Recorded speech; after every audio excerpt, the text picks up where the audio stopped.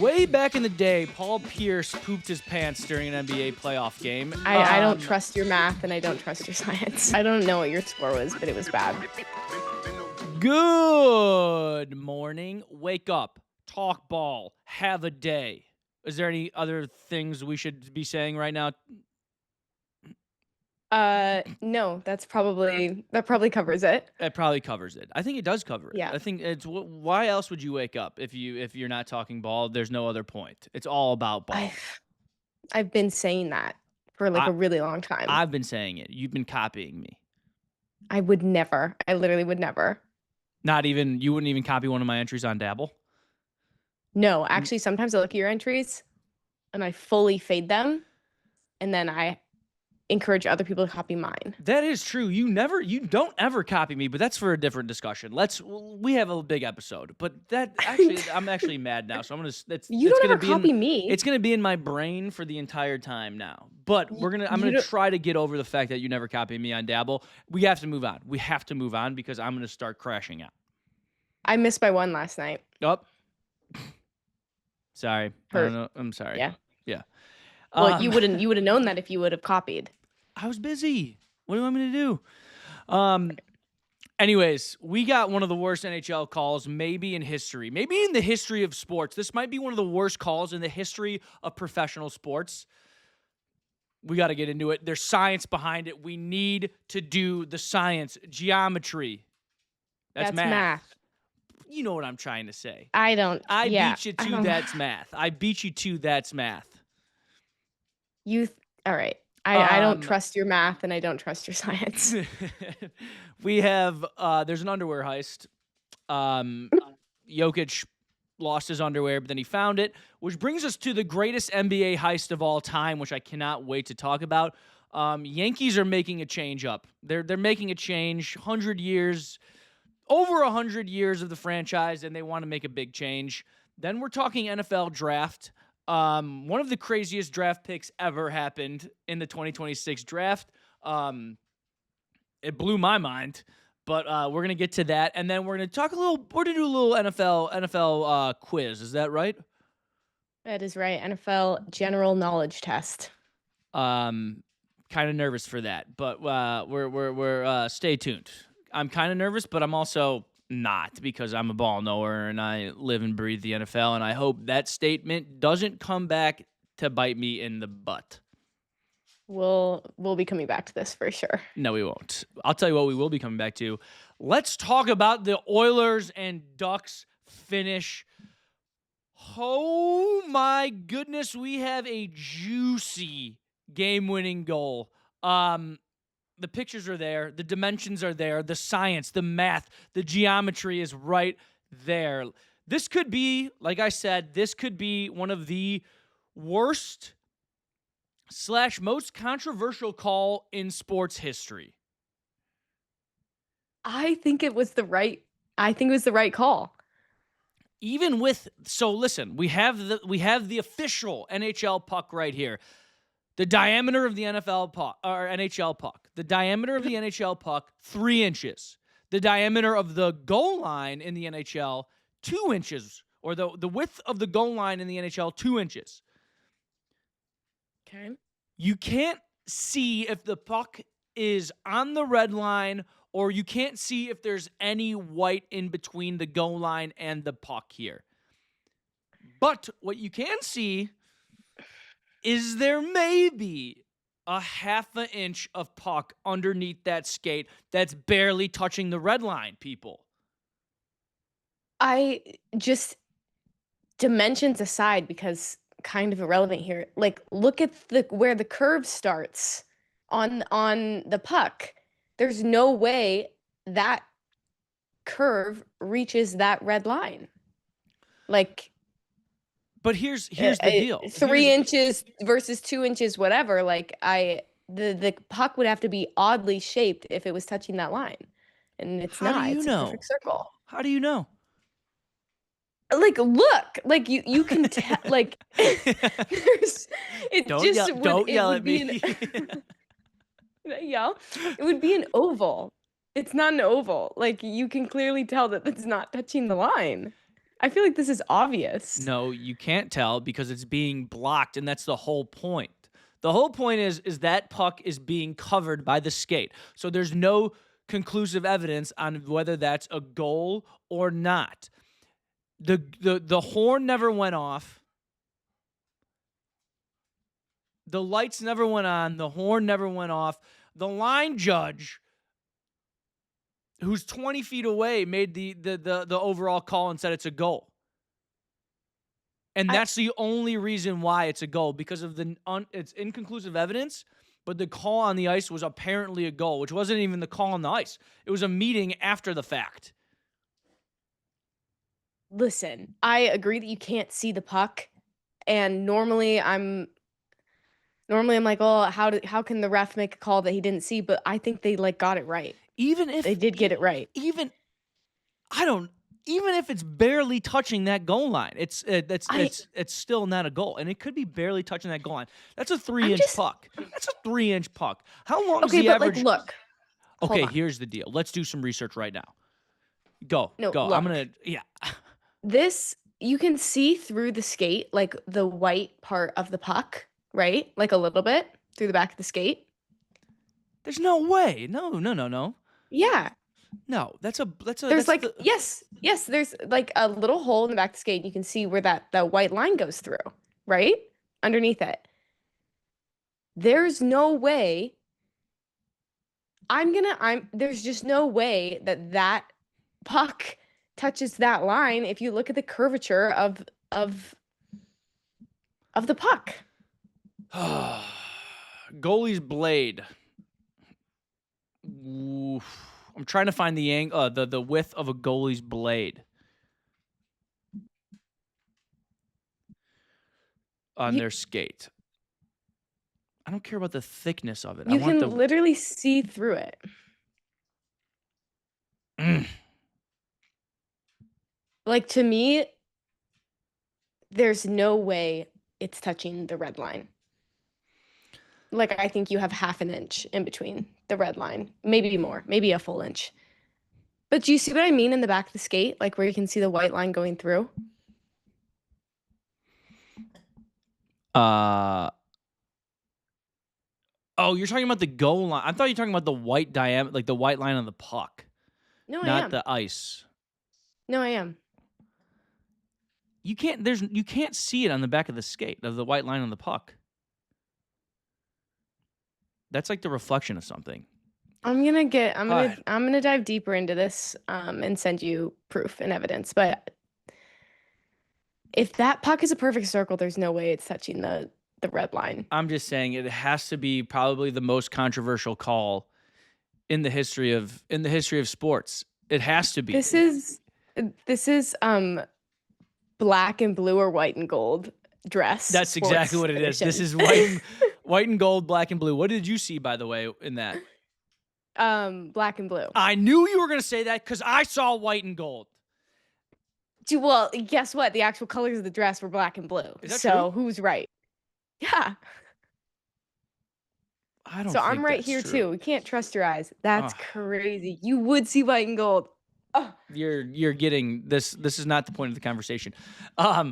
So this is I mean the conclusive evidence. This is I hate it. Can't we use isn't there any ABS system that we can use like we use for baseball? If only we had AI robots inside the net, an ABS to make the final call. Why don't we have cameras on the bottom of the goals? We do, but how it's. What do you mean? Like coming up from the ice? No, like on the posts. Well, I mean, this is like the best angle you can get. No, not for this shot. That wouldn't have helped. Like soccer has this problem too, but they have cameras on all sides of the goalposts. I don't know. I'm not a camera guy, but anyways, this possibly ruined the Oilers. I mean, they're down 3-1. This was their only chance for Connor McDavid to ever win a Stanley Cup because of his arch rival, Matthew Tkachuk is not in the tournament anymore. So this was McDavid's only chance to win a Stanley Cup that he'll ever have, and it's being absolutely slowed down by NHL officiating. Sorry, Connor McDavid. I mean, they could have won the game earlier too. They had all the opportunities, right? It's not necessarily only the ref's fault. Also, it's not done. It's not done. It's not done. It's not done. But down 3-1, hard to come back. Hard to come back, especially in hockey. Other news out of the weekend. Someone stole Jokic's underwear. Captain Underpants right there, Nikola Jokic. Apparently someone stole his underwear. Apparently they didn't. First of all, shouldn't you be packing at least 3 or 4 pairs of underwear as an NBA player? Every game I'd have maybe 4 pairs of underwear in my locker. Well, that seems excessive. I don't think you need 4 pairs for every game. I'm gonna let you know why you should have 4 pairs for every game. Way back in the day, Paul Pierce pooped his pants during an NBA playoff game. He claims he didn't, but he definitely did. He was wearing a white uniform. He got taken out of the game in a wheelchair, so no one could see his poopy butt.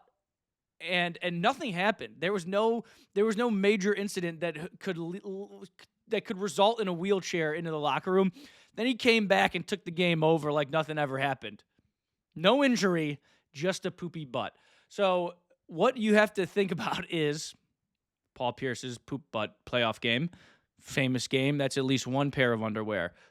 MJ had a flu game. What happens when you have the flu? You're probably going to poop. That's 2 pairs of underwear. 3 pairs of underwear for in case someone steals them. 4 pairs of underwear so you could actually have a clean pair of underwear after you shower after the game. So that's it right there. My assumption, now I could be so wrong, you have the underwear that you show up in, and then you take them off and you put on your game underwear. And so someone stole his underwear that he showed up in because that's the clean one. Yeah, but if you're showing up in the underwear, you don't want to put that underwear back on. You want to put on a fresh pair of underwear after the game. But I mean, that should be a fresh pair of underwear. You took it off to play your game.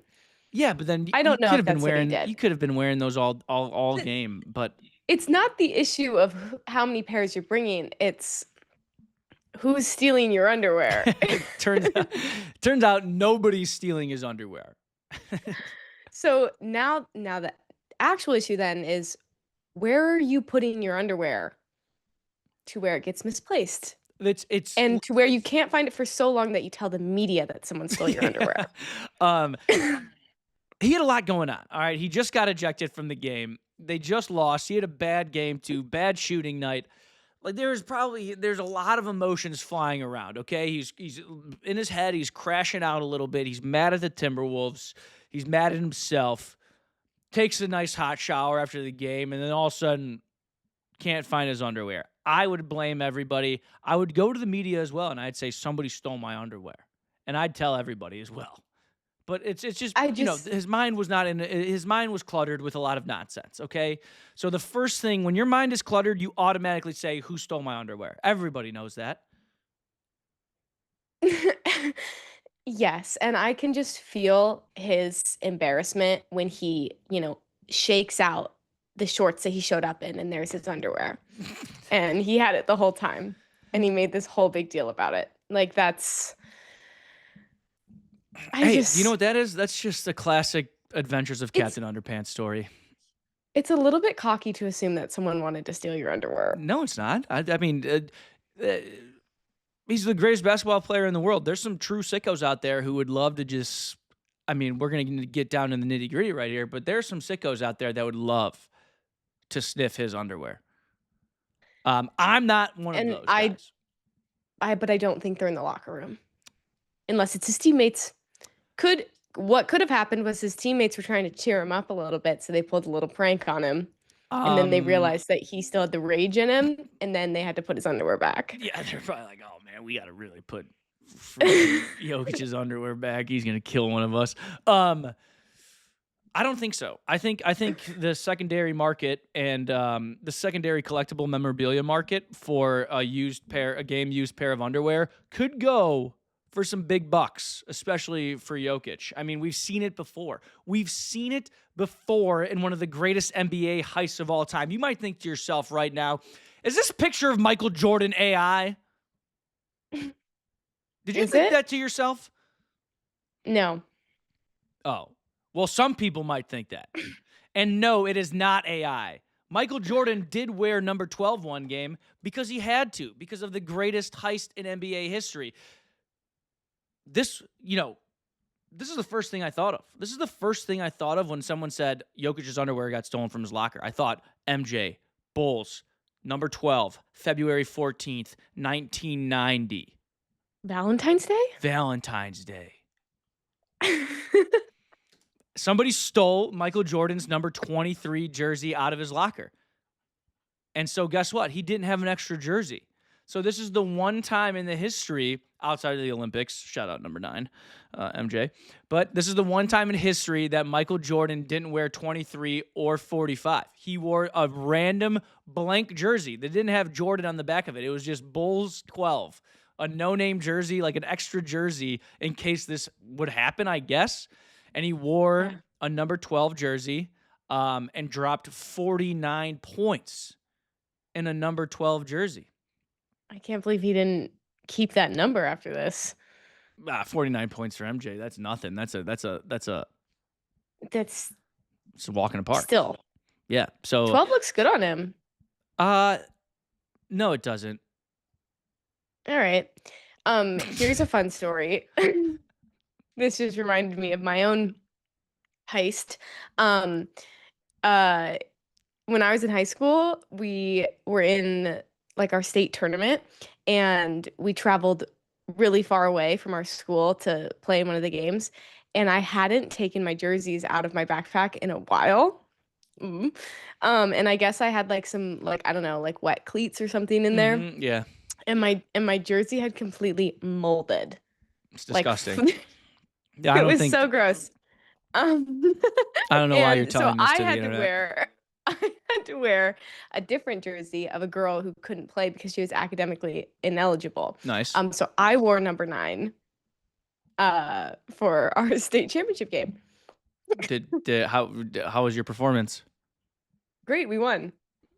Nice. The Bulls actually lost this game. Yeah. In overtime, I believe. But MJ still had 49 points wearing number 12. I can't believe they don't have extra jerseys laying around. I'm sure they do now, but at the time in 1990, who would have thought somebody would sneak into the locker room, steal Michael's jersey, and get out of there? And I mean, it's crazy that did they ever find it? 36 years. People are still stealing things, but they're just going for undies now. Did they ever find who stole the jersey? I don't know. We'll have to look that up. I don't think so. That could be a good memorabilia piece as well. The stolen jersey from February 14th, 1990. You could never sell it. Yeah. Now you can. I feel like the statute of limitations, I feel like everything's, it's past. It's past. Well, you'd have no way to authenticate it. People do. Okay. People do. Speaking of jerseys, this is actually a perfect transition into our next topic. Shout out me for just thinking about that. Yeah, shout out you. Thank you. Let's give you more pats on the back today. I was waiting for a shout out from you. Holy smokes. Yankees are making a huge change. They haven't done anything like this in over 100 years. Am I correct? Is that correct? Yeah, I think it's 108 years to be exact. And what change is that? What are they doing? They're adding a new jersey to the rotation. They are adding an alternate jersey into the rotation. What? Do they only have two uniforms right now? I think they have just the pinstripes and just the gray uniforms. And pinstripes are strictly for home games. So pinstripes look great. The gray, kind of ugly in my opinion. You got a problem with the gray? Kind of ugly. Yeah, I do. It's such a bland. I imagine it looked good when photos were in black and white. Now it looks not great. But they already have these jerseys. These are their Yes. batting practice These jerseys. are their batting practice jerseys. And the players want to wear them in games. And I don't hate it. There's been it's funny, and this is how crazy the Yankees like organization is, and this is how crazy the Yankees organization is. This is how crazy their tradition is. This is how crazy like the fans and New York is about the Yankees. Like the players are like pleading to the press about this. Giancarlo Stanton was like, it's not like I mean, you can't like I'm making this up as like, this is what his tone was. He actually said this, Okay. but this was probably his tone. Okay, picture me as Giancarlo Stanton. He actually said this. He goes, "It's not like we're sitting down and recreating brand new jerseys." He goes, "We have these jerseys in our lockers every single day, and we stare at them every single day, and they never get used. So why not use them?" That's what he said. And then he goes, Aaron Judge goes, the pinstripes are for home. We're never going to change that, people. We're never going to change the pinstripes as the home uniforms. We just want Navy uniforms for away games. We want something different. And that all makes so much sense to me. I don't know why everyone's having a fit about it. Tradition, Paige. Tradition. I actually do like the Navy uniforms. Right?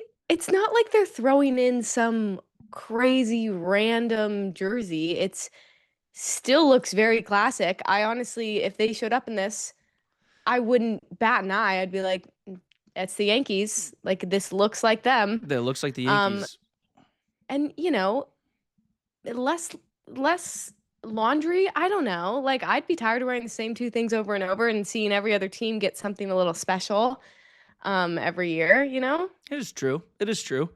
But you got to remember, this is a historical organization. This is what it is. Like this is the organization that wouldn't allow a certain length of hair until like they still might make you cut your hair.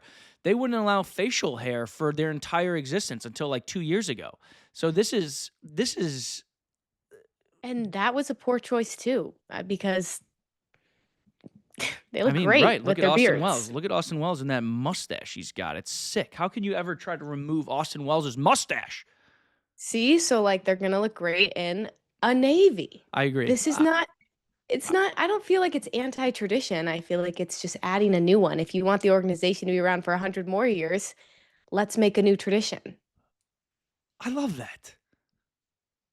Thank you. I couldn't have said it any better than that. But then Yankee fans, okay, so Yankees fans they're saying, okay, we might like the navies. We might like the navies.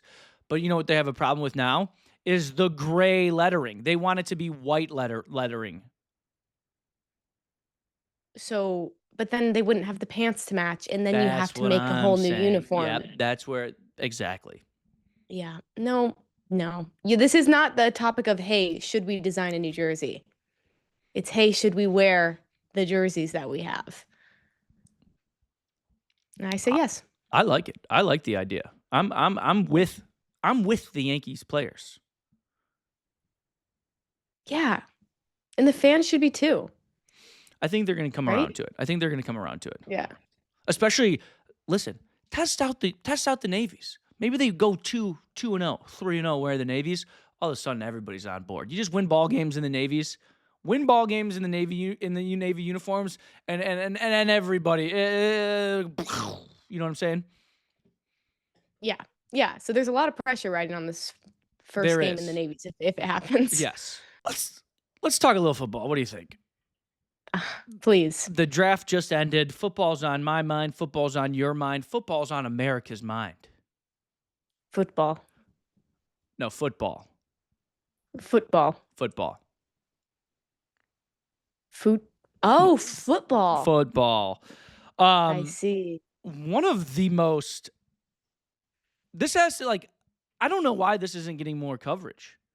This might be. This is like. So what you're telling me? Yes. There's a human being who got drafted to the NFL without playing organized football in his entire life. Yes. And he got drafted over a Heisman finalist. which I think this is the first time ever a Heisman finalist never got drafted. I think I saw that.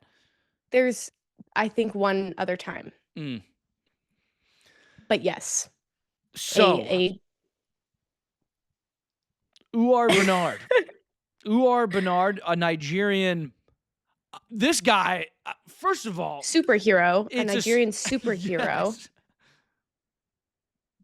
Yes. You have the stats on his body, right? I mean, do I have the stats on his body? Please. Uar Bernard. He is over 300 pounds, and he has 6% body fat, and he runs a 4.640. It's an impossible thing to wrap your head around. 300 pounds? Look at this freaking guy. Moving at that speed? It's like getting hit by a Cadillac Escalade. Oh, by 10. It's crazy. Defensive D-line has never played a snap of organized football in his life. Yeah, so we're just kind of assuming he's going to play a D-line because he's obviously never played before. He's part of the international player pathway, which, like, I'm pretty sure usually brings in kickers from Australia. Jordan Mailata, lineman, Aussie, or Kiwi. But anyways, Jordan Mailata was from the international players pathway. Eagles got him, and he's a Pro Bowl lineman. So it works. And I'm honestly like, this guy should have been drafted higher. Like, his stats are insane. You said he had a better pro day. His numbers on his pro day were better than whose? Myles Garrett. Ever heard of him? Yeah. His pro day stats compared to Myles Garrett's pro day stats in like 2017. Yeah. This guy's numbers were better. Yeah. I think he had like a 10-foot broad jump, a 4.640, and this is over 300 pounds of pure muscle.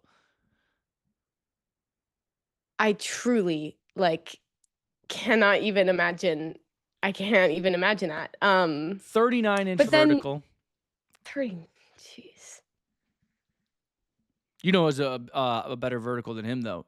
Dylan Thieneman. Shout out Bears, baby. Anyways, we're not talking about the Bears right now. No, let's not. 31 reps of 225 pounds on the bench press. Yeah, I think that's might be the only stat that Myles Garrett beat him in, and he had 33. Oh, such a beast. Anyways, this guy was drafted in the 6th round or 251st overall.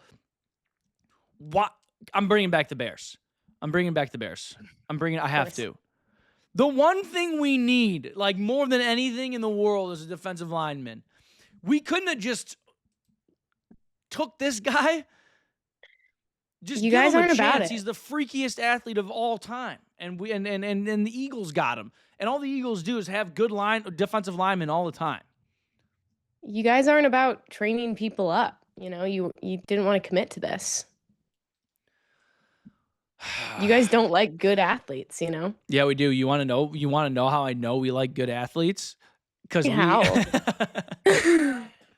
You want to know how I know the Bears like good athletes? Their RAS score, which is like relative athletic ability score, something like that. I don't know the exact RAS. It's the number one of the draft of our 6 or 7 picks that we had. So we literally had the most athletic draft of 2026.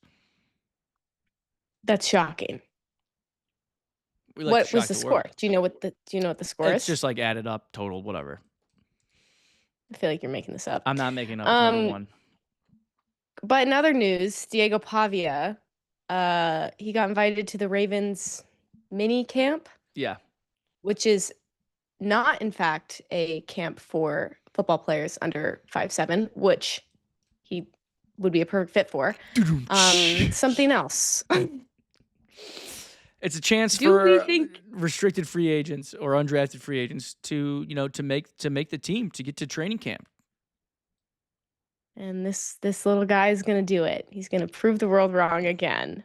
There's so much disrespect in your tone. It's unbelievable. I don't like him. Yeah, I don't like him. I don't think. Yeah, he's just not. You don't think he could be an efficient backup for Lamar Jackson? No, I think there's nothing efficient about him. I mean, just like look at these two photos. One guy, like one has of played these guys football, belongs in the NFL, and one of them does not. and one of them has never played football in their lives, and then the other is a Heisman Trophy finalist. So you do the math other on which one- one belongs. Played college football for 10 plus years and still couldn't get drafted. Oh man! Speaking of the NFL, it's time. It's time. I'm ready.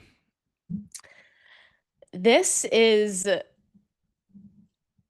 I'm calling it an NFL like general knowledge quiz, but it's pretty much just obscure facts about teams, and you have to tell me which team this fact belongs to. Okay. So they're like kind of random. Are you ready? I was born ready. All right. What NFL team does not retire jersey numbers? Oh, gee, this is freaking impossible. What NFL team does not retire jersey numbers? Mm-hmm. Like in their history? Yes.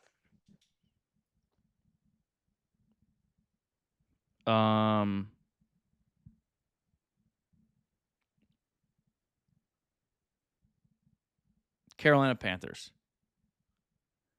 The Raiders. Okay. All right. 0 for 1. Which NFL team holds the record for the longest regular season winning streak? What the hell? This is just general knowledge. You're throwing me under the bus. How? Longest regular season winning streak. Mm-hmm. How long is it? Do you have that number? No. I'll get you that number later. I'm gonna go the Bears, like in the 50s. The Colts. Okay. I think you'll get this one. Which team only has one logo on their helmet? I know this one. The Steelers. Yes. We're back, There you baby. go. There you go. Which team holds the Guinness World Record for loudest stadium noise? All right, it's either between the Seahawks or the Chiefs. I think the Chiefs beat them. So the Chiefs. Arrowhead Stadium. Correct. The Chiefs. Sadly, Seahawks held that for a while.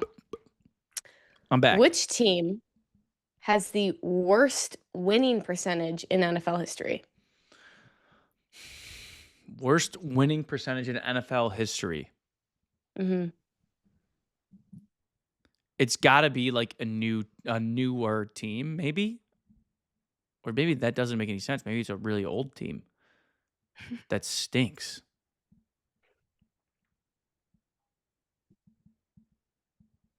Jacksonville. The Bucks. Hmm.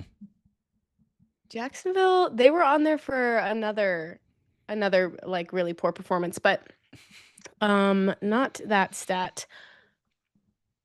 Which team has the longest active Super Bowl / NFL championship drought at 76 years?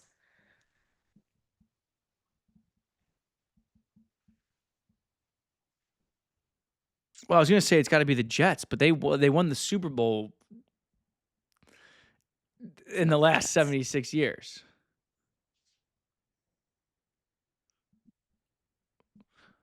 What the heck?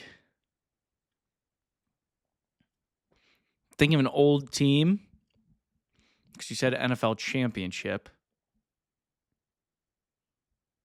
It's got to be the Browns. The Cardinals.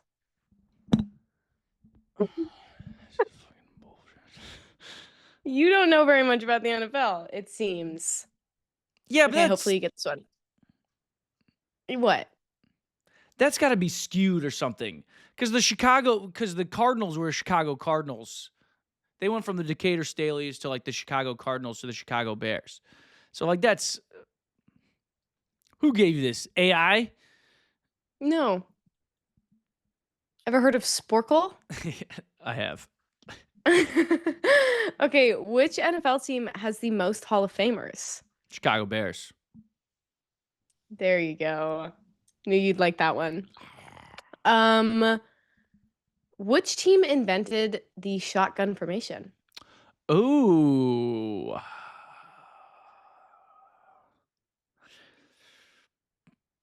It's got to be I don't know. I have no idea. I'm going to guess the Green Bay Packers. San Francisco 49ers. I should have guessed that. West Coast offense. You literally know nothing about football. This is crazy. Okay, we'll do one more. Which team is the only team to never play on Thanksgiving?